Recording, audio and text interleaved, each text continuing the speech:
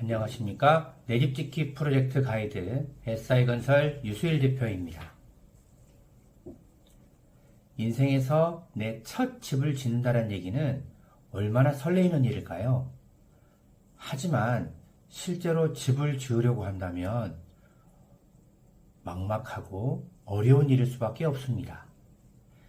이러한 문제를 제가 오늘부터 차근차근 하나씩 풀어드리겠습니다. 집을 짓기 전에 최소한 3가지를 먼저 명확하게 하셔야 됩니다. 첫 번째, why, 두 번째, how, 세 번째, money입니다. 첫 번째, why입니다. 왜 집을 짓는 거죠? 목적인데요.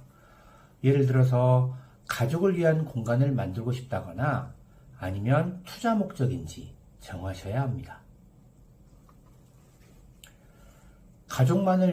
우리 가족만을 위한 집을 짓는다고 했을 때는 가족 구성원의 니즈를 반영할 수가 있겠죠. 하지만 투자 목적인 경우에는 우리 가족만의 특별한 니즈를 선택하는 것보다 잘 팔리는 보통의 집을 짓는 게 더 나을 수 있기 때문입니다. 두 번째, how입니다. 각각의 라이프 사이클이 다르기 때문에 어떤 집을 지을지가 관건이죠. 몇 평짜리 집을 지을지, 몇 층짜리 집을 지을지, 또는 요리를 좋아하는 가족 구성원이 있다고 하면 넓은 주방을 요구할 수도 있고, 집에서 홈트레이닝이라고 그러죠. 운동을 좋아하는 사람이 있다고 하면 운동을 위한 특별한 공간이 필요할 수 있습니다. 금방 말씀드린 why와 how 같은 경우는 실제로 설계와 시공 단계에서 매우 중요한 부분이기 때문에 처음부터 이 2가지는 명확하게 생각해 놓으셔야 합니다. 마지막으로 세 번째, money입니다. 실제로 가장 중요한 부분일 수도 있는데요. 건축주가 현재 갖고 있는 현금, 그리고 대출을 받을 수 있는 금액이 얼마냐, 이 2가지가 예산인데요. 얼만큼 갖고 있냐에 따라서 집의 규모와 디자인과 또는 자재와 마감이 달라지기 때문에 처음부터 이 예산을 정하셔야 됩니다.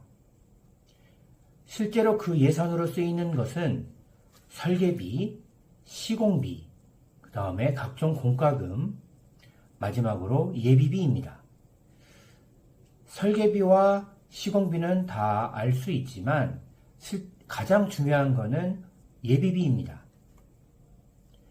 집이 완성되고 나서 들어가는 가구와 전자제품뿐만 아니라 실제로 집을 짓다 보면 설계 변경이 돼서 설계 변경비가 들어갈 수도 있고요.